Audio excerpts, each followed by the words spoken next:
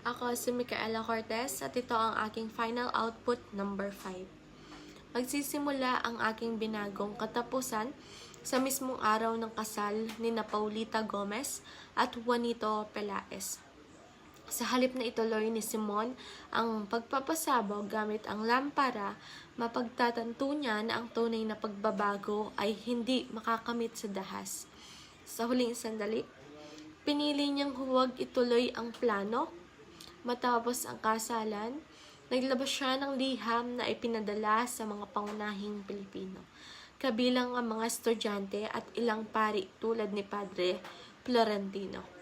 Sa liham na ito, inilahad niya ang mga katiwalaan at kasamaan ng pamahalaan at simbahan at hinimok ang mga sambayanan na gumising at manindigan, hindi sa pamamagitan ng karahasan, kundi sa edukasyon, pagkakaisa at kapayapaan. Si Simon ay naaresto, ngunit bago siya mamatay, inamin niya sa publiko na siya ay si Crisostomo Ibarra.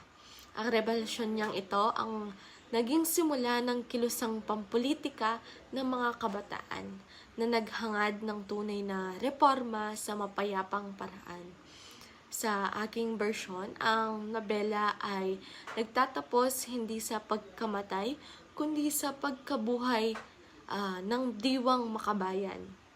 Isang panibagong simula para sa mga Pilipino.